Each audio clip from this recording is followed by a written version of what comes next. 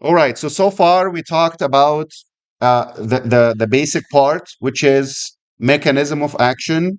How does it work, depending on the chemical nature? And we talked about the scheme or the control of the endocrine system from the hypothalamus to the pituitary to the different organs, right? So we covered the introduction, and this is the first 60 slides. So this is what we talked about so far. This is the anterior pituitary. Hypothalamus is right here. From the hypothalamus, it go to the anterior pituitary, and the anterior pituitary are going to release all of this. Okay, so let's go to the actual organs. Are we following so far? Hypothalamus, pituitary, different organs. How does it work? This is what we covered. Now we are at this level. The glands itself, thyroid, adrenal cortex, pancreas, the different glands. Thyroid gland. So the first gland is thyroid gland. How is it controlled? We already covered it, right? Hypothalamus make TRH, right? Thyrotropin releasing hormone. It go to the anterior pituitary. Anterior pituitary make TSH, thyroid stimulating hormone. It go to the thyroid gland. Thyroid gland make thyroid hormone. We got so far. Now we are at this level. Thyroid gland. Thyroid gland. What does it make? It make thyroid hormone. How? It takes iodine. It takes iodine and incorporated into an amino acid to make the thyroid hormone. So the basic cells of the thyroid, where is the thyroid hormone first? It's right here. Your thyroid gland is right here. Okay, there are two lobes and there is an isthmus in between. I will show you. I think we have a picture. Yes, I will show you. But generally speaking, it's located here. What does it make? Thyroid hormone. And what is the thyroid hormone? Thyroid hormone is a hormone that you take iodine, incorporate it into an amino acid that's called thyrionine, and you make thyroid hormone. Iodine into the amino acid to make thyroid hormone.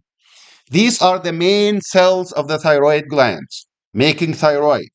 Is that the only thing? No, there is an additional thing that there are cells are called C cells or parafollicular cells. This is an additional thing. And these are going to make something else, not the thyroid gland, and I will talk about it. But look at this picture right here. This is the thyroid gland. Here is one lobe. This is the right lobe. This is the left lobe.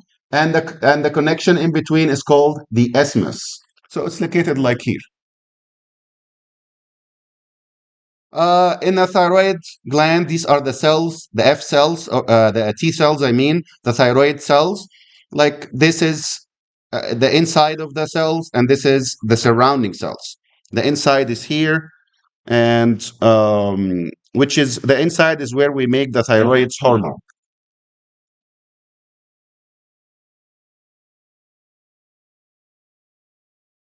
These are the cavities here, the follicle, and surrounding it are epithelial cells.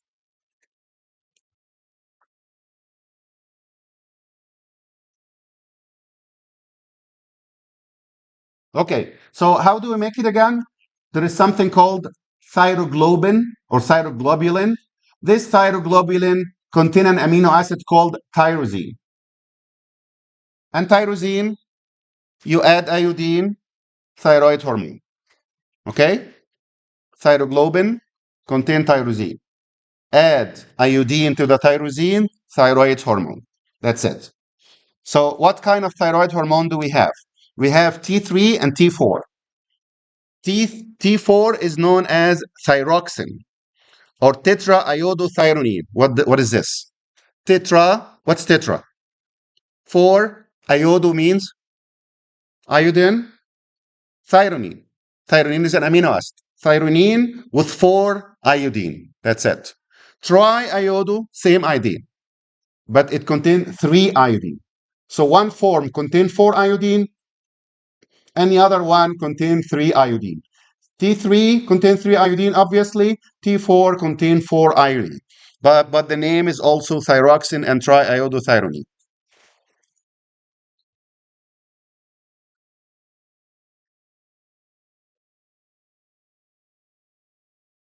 Okay, now remember when I told you guys in the introduction that most of these hormones, if you just release it in the blood, the lifetime will be short. And in order to make that lifetime longer, you need to put it on a transport protein. Do you remember this? This is a transport protein. It's called thyroid binding globulin. Globulin protein that bind to thyroid hormone. Why? To increase lifespan. It stay for longer time to do the job. Is that clear? Most of the hormones will do that. Otherwise, if you just release the hormones into the circulation, it will stay for a couple of hours and you get rid of it. If you want it to work more or longer time, you're going to add a protein or a carrier to it.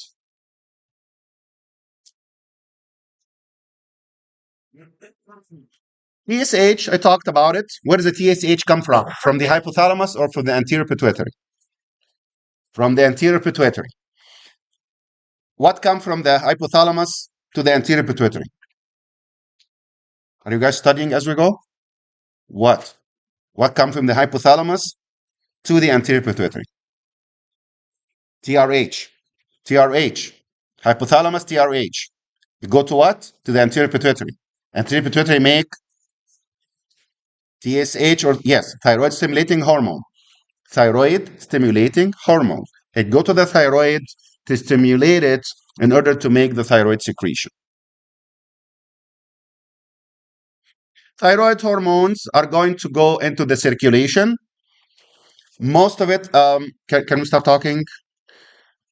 Most of it will be bound to a protein, thyroid binding globulin, and it will ultimately reach the target cells. Okay? More specifically, skeletal system, muscular system, and nervous system. Development of these three. So what's the first function that we need to know about thyroid? Skeletal, what's a skeletal? Bones. Bones, muscles, nervous system, which is what we did in 233, right? Bones, muscles, nervous system. This is the first thing. For the development, what do you mean for the development? It's our bone is already developed, our muscles. No, I'm talking about the babies, the fetus.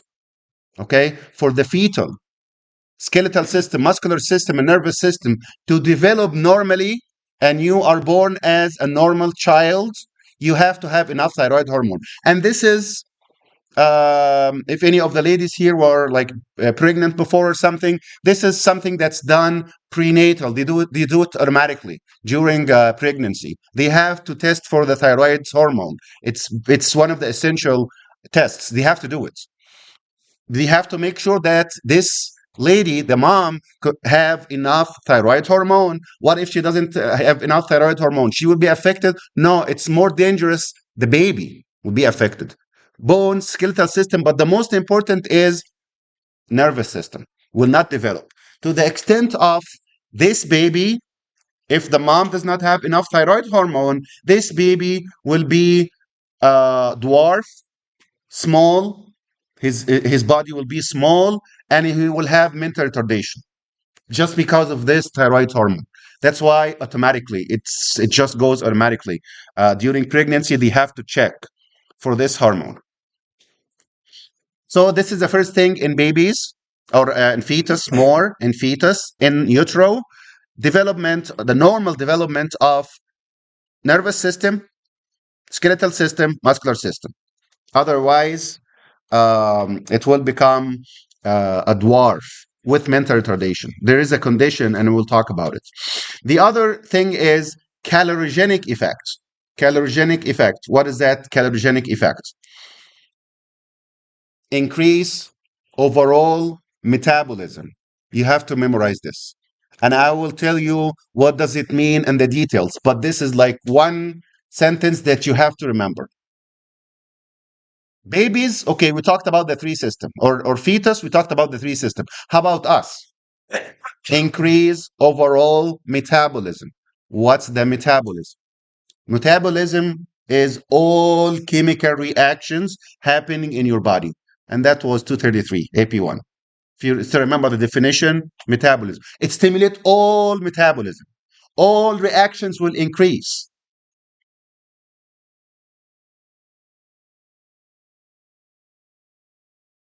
I will go back to calcitonin, but here is all of this will be under this word or under this sentence. If you got this sentence, you will get all these functions.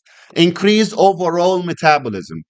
In order to do the reactions, you need oxygen, don't you? Do you remember this? Reactions need oxygen, right? So you're increasing the reaction, all the reactions. If you wanted to increase all the reactions, you need oxygen. If you need oxygen, you're going to breathe more, right? If you wanted oxygen, you need more red blood cells to carry the oxygen for you. Make sense? Does it make sense so far? It goes just like this, step by step by step. I want to increase all my reactions, which is metabolism. What should I do? Oxygen. How to get the oxygen? Breathe more. That's it? No. Increase your red blood cells. So you stimulate your red blood cells to work even more. And then red blood cells take the oxygen for you to do the reactions. But in order to do that, the heart should work more, right? To distribute the blood all over the body. It's all continuous cycle. Sympathetic system is going to work. Sympathetic system. Do you remember the sympathetic system? If you're fighting, what happened? Do you guys still remember this? AP1? Sympathetic system, fight or flight.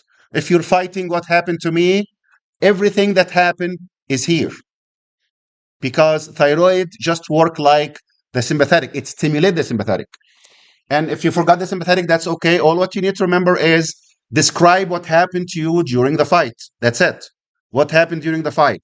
My heart rate increase? Yes. Breathing rate increase? Yes. Alertness? Yes. Energy to fight? Yes. Blood go to the muscles? Yes. It's all about what happened during fight.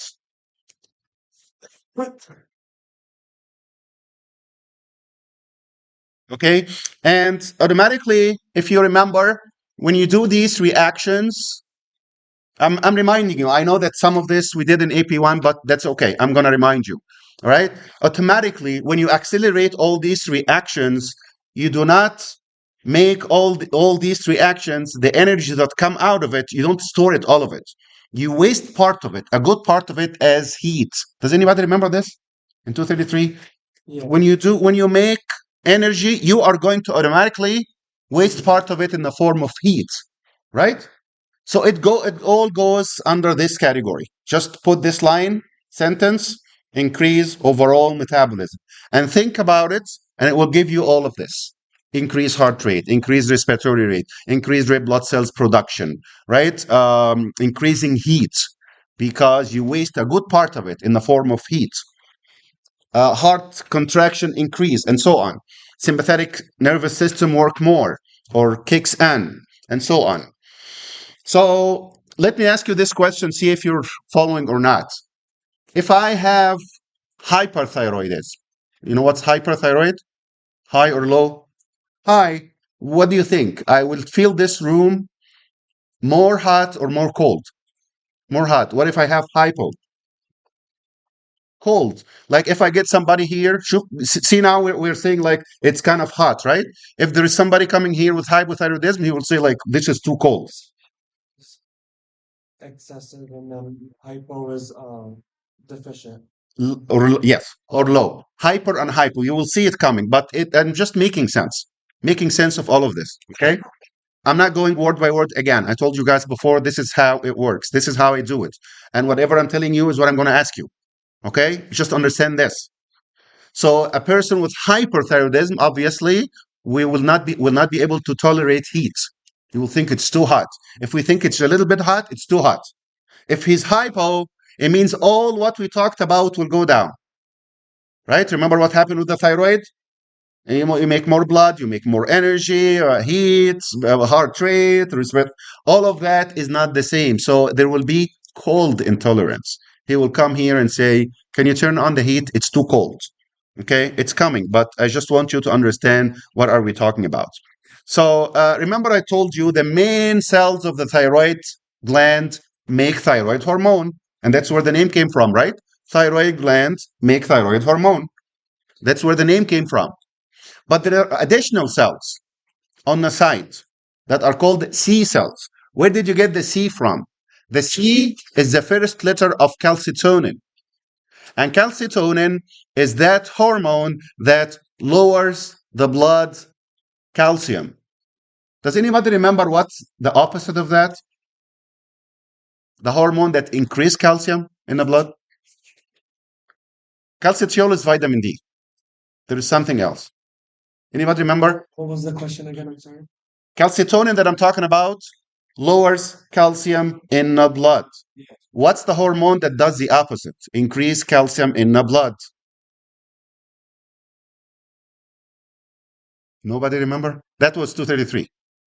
I know you forgot, but at least parts of it. Parathyroid hormone. Parathyroid hormone. Parathyroid hormone increase calcium. Calcitonin decrease calcium. These hormones are antagonists, right? These are antagonists. Parathyroid hormone. Do you remember the parathyroid hormone? Did you see the picture? The thyroid gland is right here. It's behind it, like 4 tiny spots. So obviously it will do the opposite of the parathyroid hormone. What's the parathyroid hormone? What does it do? Increase calcium level in the blood.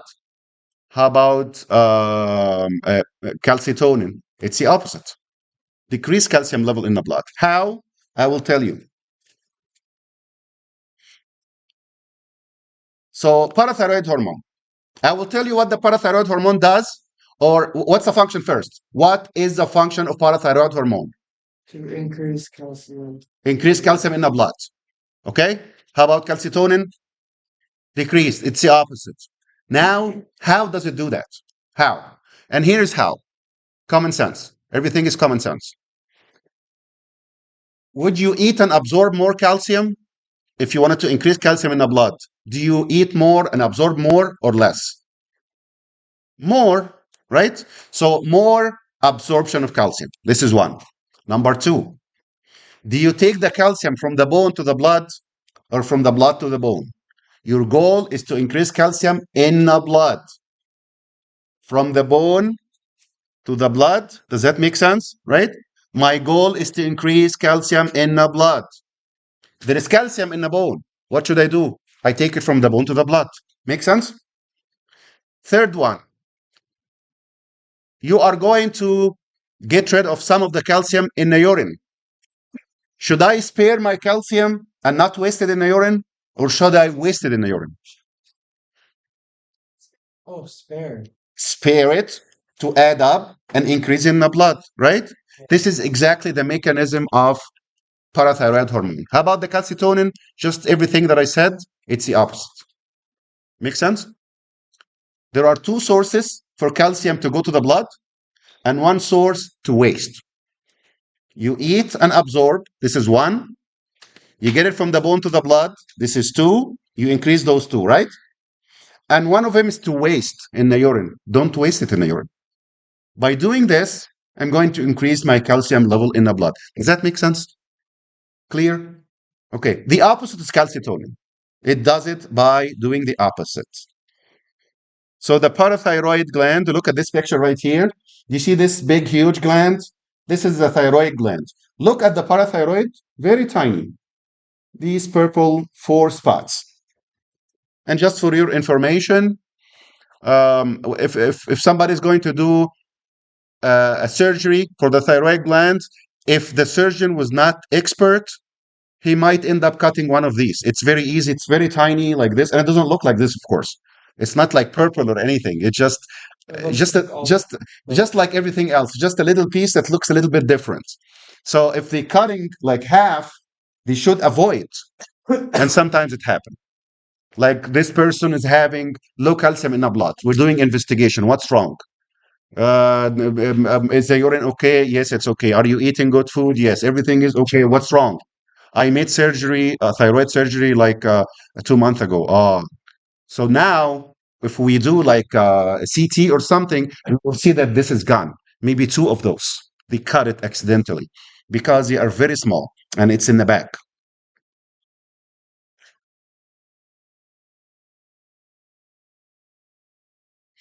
So this is what the parathyroid gland does.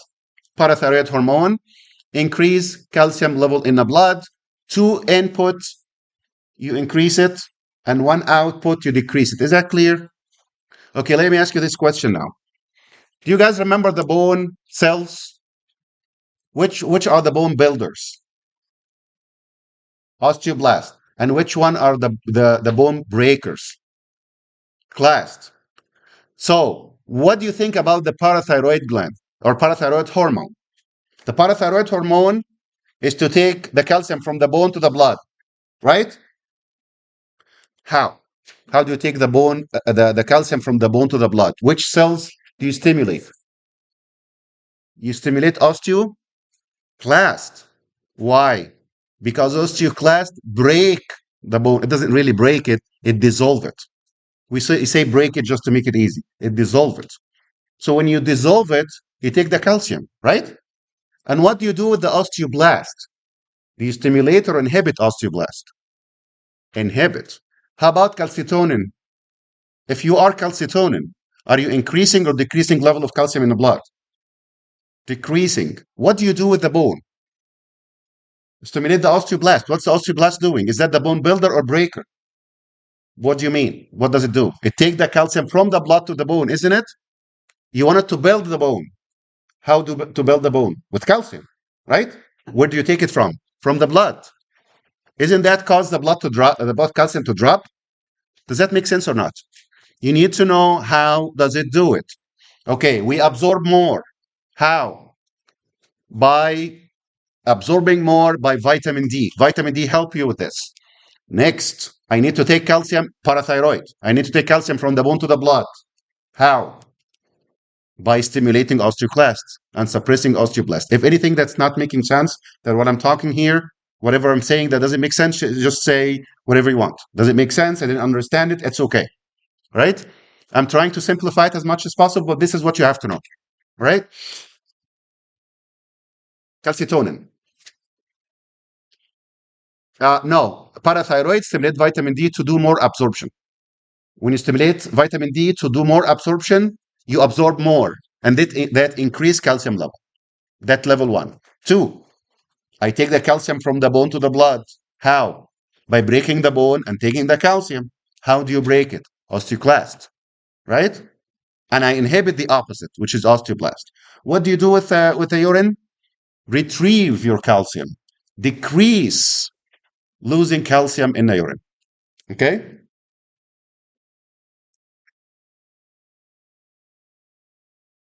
So here is the normal calcium level. It should be between 8.5 and 11. What if the calcium increase? You secrete calcitonin, and calcitonin will lower the calcium level in the blood. If it goes down, you secrete parathyroid, and you do the opposite. This is for the thyroid gland. And for the thyroid gland, thyroid secretion, remember for each one of those hormones and glands, just remember the word hypo and hyper. It worked for every one of those. Simple and easy. Hypothyroid, less thyroid. Hyperthyroid, hypoparathyroid, hyperparathyroid. Just use hypo and hyper and put it before any one of these glands. Does that make sense? And we know hypo and hyper, of course, right? Hypo and hyper. Just put it before it. Hypothyroid, hyperthyroid, hypoparathyroid, hyperparathyroid. What does it do? Increase. Increase thyroid, increase parathyroid, decrease thyroid, decrease parathyroid. Okay, the next is the adrenal gland. What's ad and what's renal? Ad is a prefix that means above. Same as supra.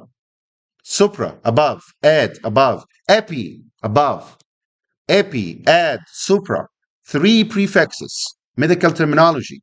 All three means above. Renal is the kidney. So what is this gland? This is the gland above the kidney. Adrenal gland. Okay? This gland that's above the kidney, there is a cover from outside, like the green of the watermelon, and there is the core inside, like the red of the watermelon. The outside core is called cortex, and this is what we're talking about. The inside, like the red, this is called the medulla, and this is responsible for epinephrine, norepinephrine, or adrenaline, noradrenaline. We will talk about it.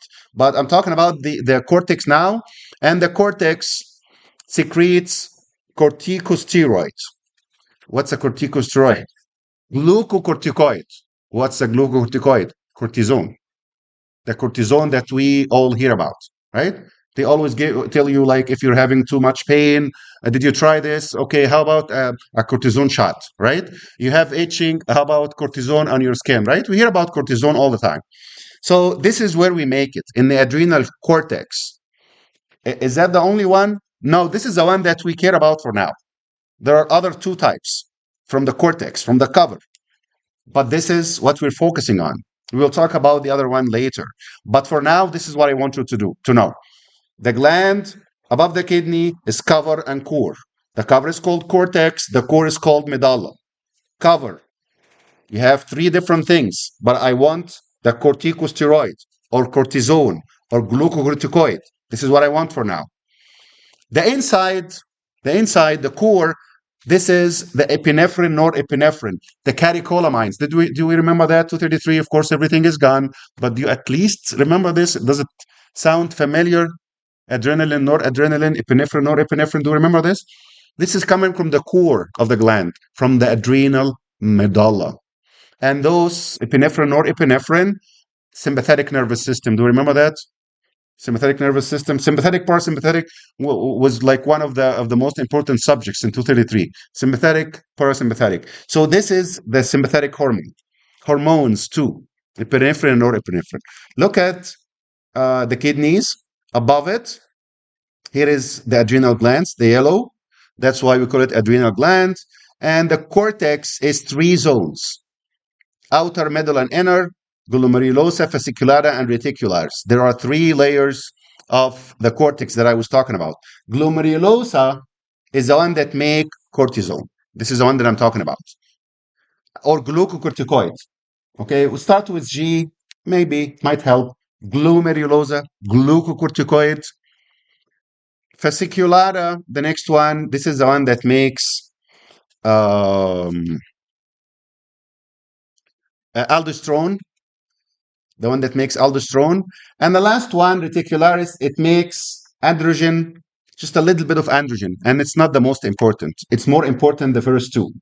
This one, glucocorticoid, which is cortisone. This one, aldosterone. So here is glomerulosa. Sorry, can you? Oops, I think I said the opposite. I'm sorry. Yes. Oh, I said it the opposite. It's fasciculata. Now, forget about this. I'm sorry. So, fasciculata. Okay, so glomerulosa is the one that make aldosterone. Mineralocorticoid. It's called mineralocorticoid, aldosterone. And fasciculata is the one that make the glucocorticoid, also known as cortisone. The last one makes androgen. And it's not the most important thing, so I'm not going to worry much about it. It makes a little bit of androgen. Where do we make the androgen? In the testes. This is just a little bit. So not the most important. So what do we need to know about these? Glomerulosa, fasciculata, the important two. Glomerulosa, it makes mineralocorticoid, also known as aldosterone. The other one makes glucocorticoid, also known as cortisone. What is the minimum that we need to know about those? Aldosterone reabsorb sodium from the blood in exchange of potassium. You have to remember this. so absorbs. Aldosterone reabsorb sodium from the kidney. It take it back from the kidney in exchange of potassium. Sodium and potassium are enemies. You cannot take both of them. Clear? You cannot take both. If you take the sodium in, you have to get rid of potassium. If you take the potassium, you have to get rid of sodium. Just like this. Enemies. You cannot take both of them. So what's the function of aldosterone that we have to know? Reabsorption of sodium from the kidney. It take it back from the kidney. You don't lose it. In exchange of what? Potassium. You lose potassium. This is what I want you to know here. Okay? You take it back. You take sodium back. And what you get rid of in exchange of this? Potassium. How about cortisol? Cortisol is a stress hormone. Do you hear about stress hormone? Did you hear like when they say if you're under stress, you're secreting a lot of cortisone? It's a stress hormone, and we will talk about it. And the control of those, we already talked about it before, CRH and ACTH. So what do we need to know about glucocorticoids? What's the most important? So aldosterone, I just told you. Sodium reabsorption and exchange of potassium. That's it. Okay? How about cortisone? There are different things.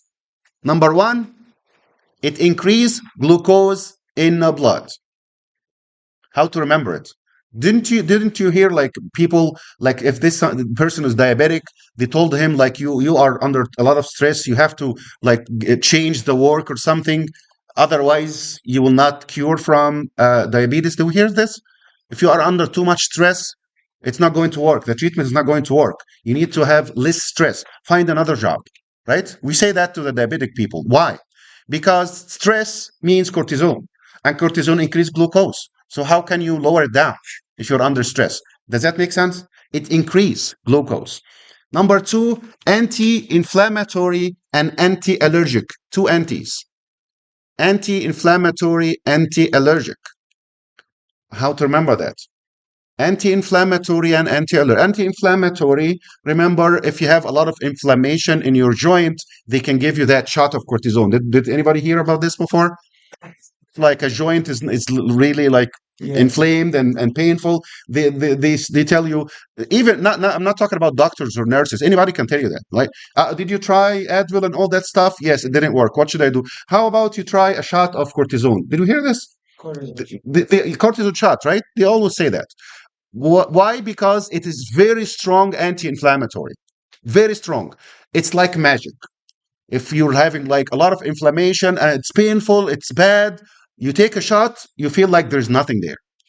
It's a very strong anti-inflammatory. And the other thing is anti-allergic.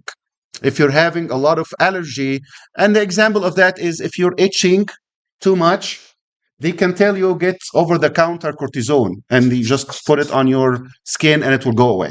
Okay? Anti-allergic, anti-inflammatory. These are the most important ones. Reticularis, again, I'm not going to like care much about it. Just remember some androgen. That's it. Here is the medulla inside. What does the medulla secrete? The two hormones. Are you following? What's the medulla secrete?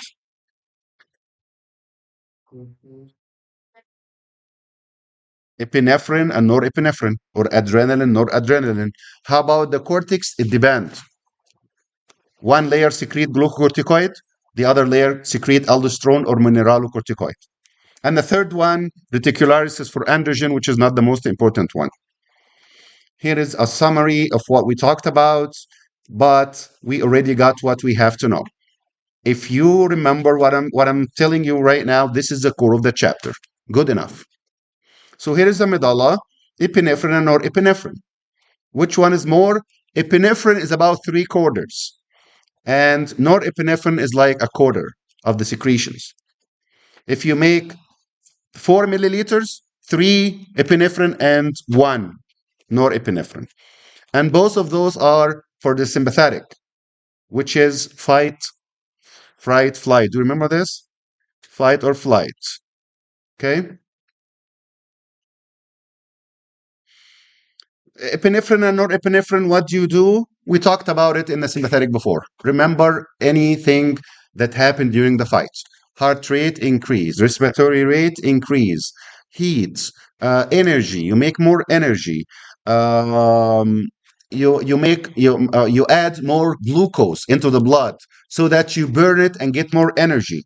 So this one increase glucose as well. Yes, it's also related to stress. Stress increase your glucose by two things: adrenaline and cortisone, both of them.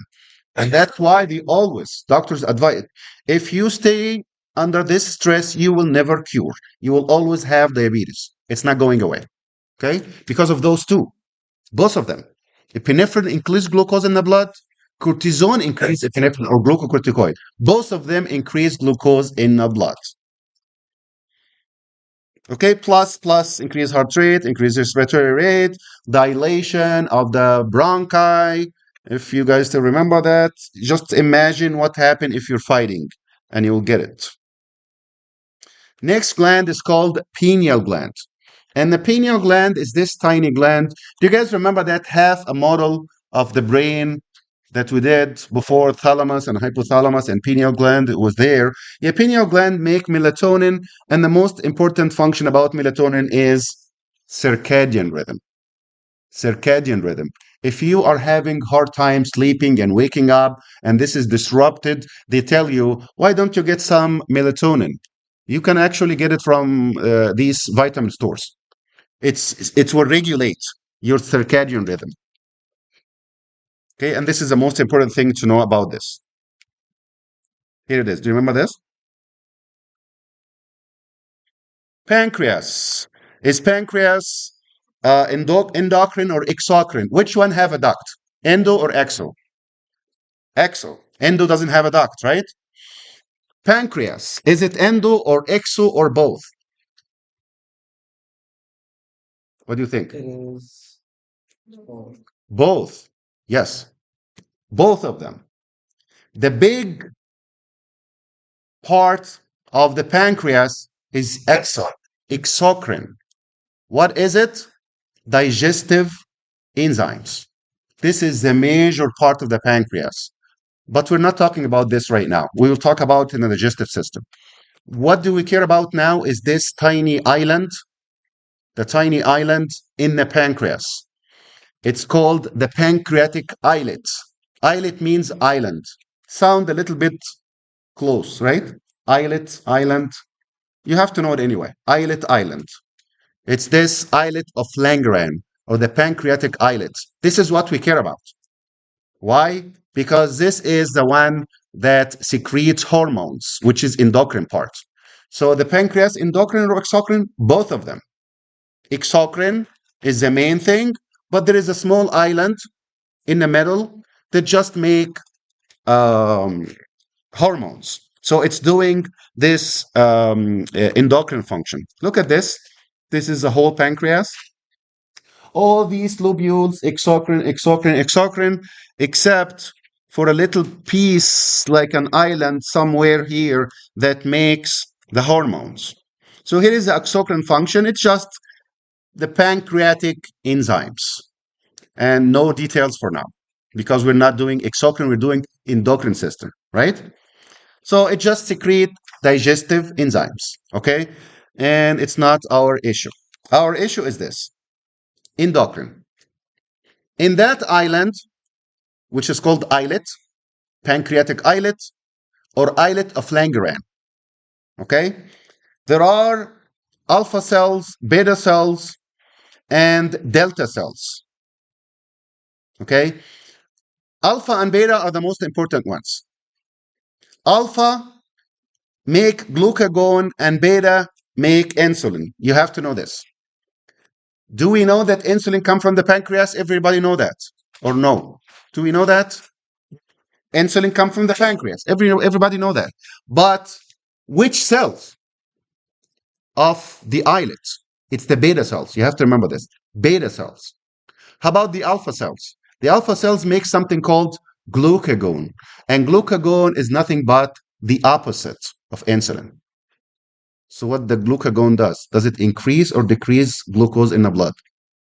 Increase. So this is the third one that increase, right? Glucagon, glucocorticoids, and epinephrine. Do you remember this? Yes. Is that why some people with diabetes like need insulin and some of them don't because one of them produces more? Some of them don't One of produce. them, you're close, but um, I'll talk about diabetes later. But generally speaking, there are two types of diabetes. Yeah, One of them is need insulin. yes, because you don't make it. Yeah. You don't make insulin, and some of them they do make insulin, but the cells do not respond. Oh, I thought it was like they overproduce. There is another category that Oh, but doesn't okay. fall under the diabetes. It's just called hyperglycemia. Oh, So I want you to remember this: beta cells make insulin, alpha cells makes glucagon. Okay, delta cells, growth hormone, inhibiting hormone. Okay, if you remember it, fine. If not, you have to remember alpha and beta cells, and you have to remember glucagon and insulin as antagonists. Are we following the antagonists? What's the antagonist of the parathyroid hormone? Calcitonin. Calcitonin. And here, what's the antagonist of insulin? Glucagon. And you have to remember the cells. There is also pancreatic polypeptide.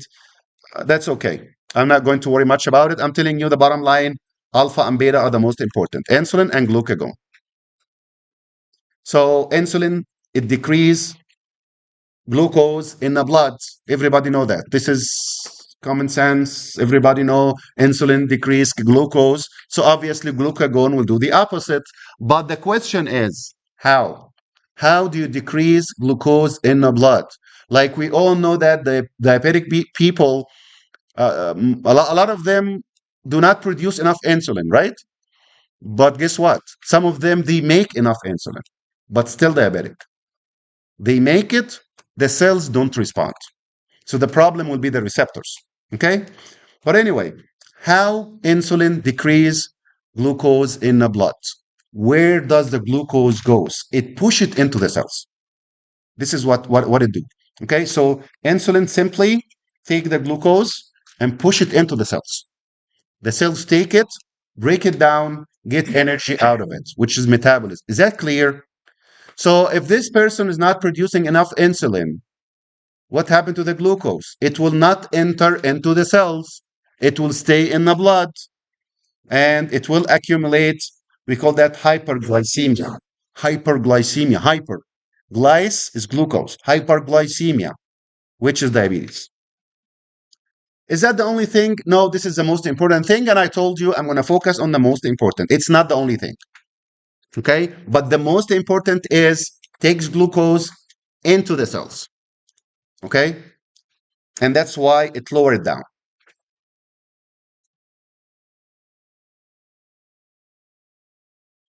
So let me ask you this question. If your blood glucose goes up, which cells work?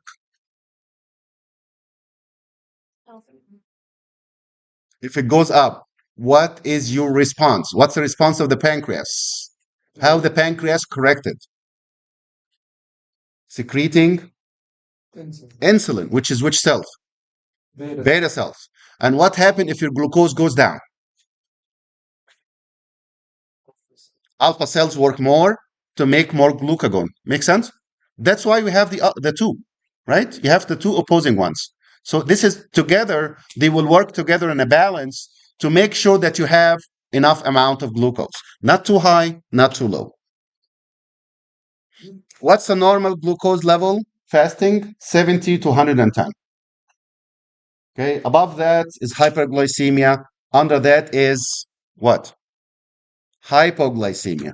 Hypoglycemia. Hypo means Low. low. Glyce, Glucose. what's emia? Um, in the blood. Somebody said, yeah, blood. Blood. Emia is blood. Hypoglycemia, low glucose in the blood. Hypoglycemia.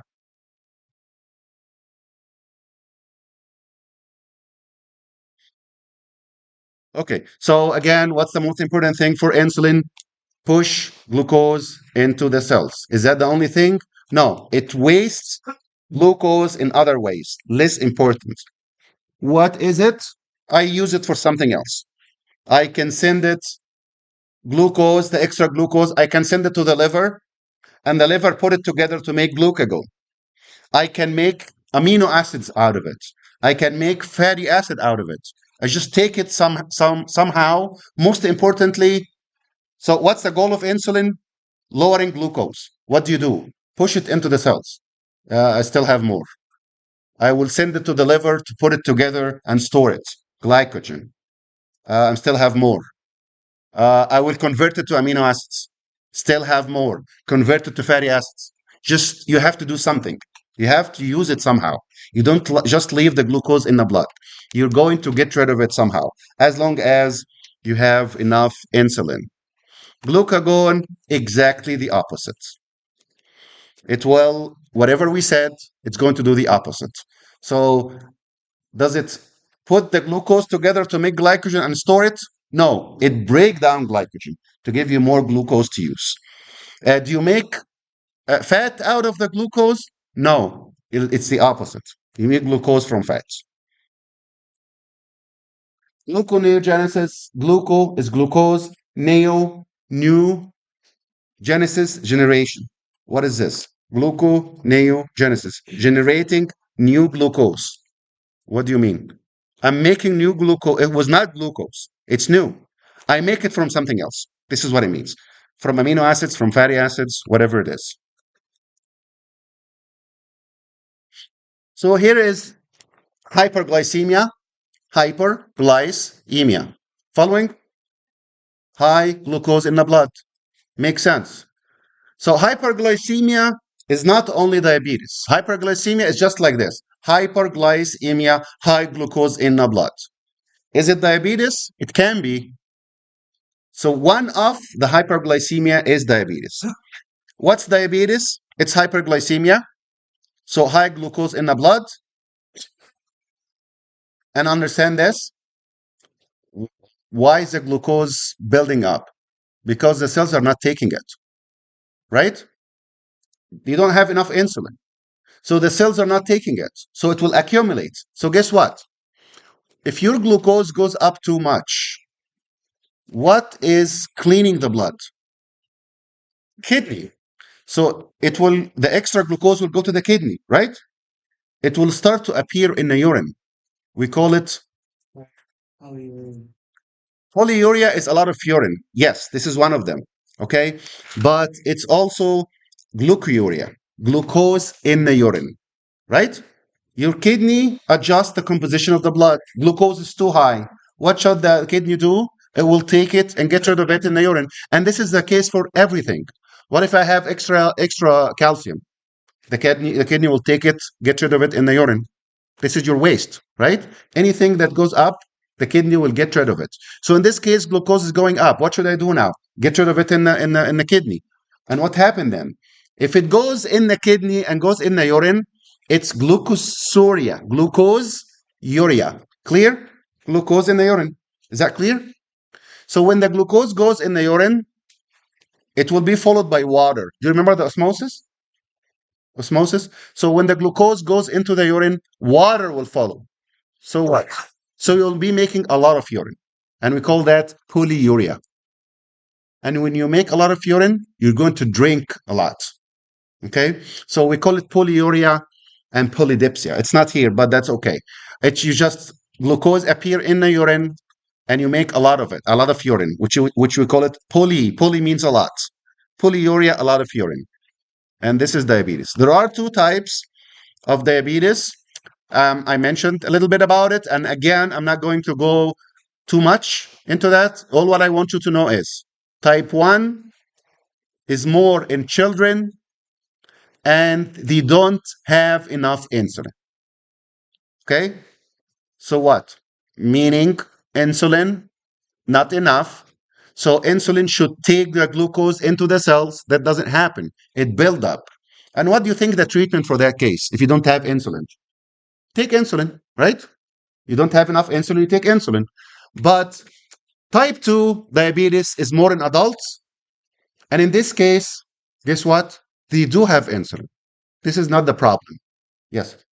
So, so when you're a child and you're diagnosed with diabetes, it would be type 1. And then when you when you grow up? No, no, these are two separate conditions. So, You don't have to. Yes. okay, Some people like you're totally fine as a child, and when you are 40, 50, 60, you get type 2. it's And awesome. some children have type 1 as a child, and when they grow up, it's still type 1. You don't have insulin, and you will never have insulin. So it stay type 1 as it is. So type 2, do you have insulin? Yes, you have insulin. What's the problem then? You're supposed to push glucose into the cells. How? By interacting with receptors. If these receptors are not sensitive, it will not work. So there are other medications for that. There are medications to stimulate the receptors to work. Okay, and again, I'm not going to go much, but the vast majority um, are going to be the type 2 is more. And again, type 2 is decreased sensitivity of the cells. You do have insulin, and that's why they call it insulin resistance. Does it mean insulin deficiency? No, resistance. You do have insulin, but you're resisting. Okay. Um,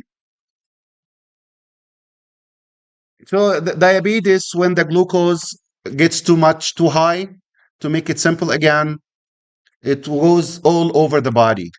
And when the glucose like diffuse into the different parts of the body, especially the kidney, it can destroy the kidney.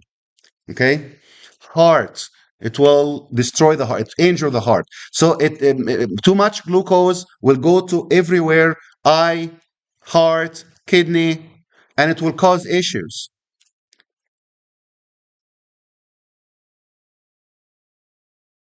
And this is okay. Yeah. Okay. So these are the basic organ: thyroid, parathyroid, adrenal cortex. There are some others that are not primarily endocrine glands, but they do have a little bit of an endocrine function. Example: intestine. Intestine is part of the digestive system, isn't it? It's not an endocrine system, but there is some endocrine secretion from there. Kidney, of course, kidney is not an endocrine system, right? It makes urine, but there are some secretions from the kidney. Heart, even the heart make some hormones, yes. Thymus, yes. Gonads, yes. See, these are additional endocrine glands. This is not an endocrine organ. This is another organ, belong to another system, not an endocrine, but it does have a little bit. So it does produce some some hormones, like the kidney secrete calcitriol and EPO, erythropoietin. We talked about this in AP1. Renin. Do you remember the renin angiotensin system? No? Yes? Okay. Calcitriol, erythropoietin, and renin. Three come from the kidney. Is the kidney an endocrine gland? No, it is not. Does it secrete some hormones? Yes, you have to remember those. Calcitriol is active vitamin D. It sounds like calcitonin, isn't it? It have nothing to do with calcitonin. Calcitonin is the antagonist of parathyroid hormone. This is active vitamin D. Erythropoietin stimulate the production of red blood cells. Renin is a very, very important enzyme that's secreted that will convert something called angiotensinogen to angiotensin 1, that will become angiotensin 2, and this will increase the blood pressure somehow, and we will talk about that next time. Okay, so let's stop here.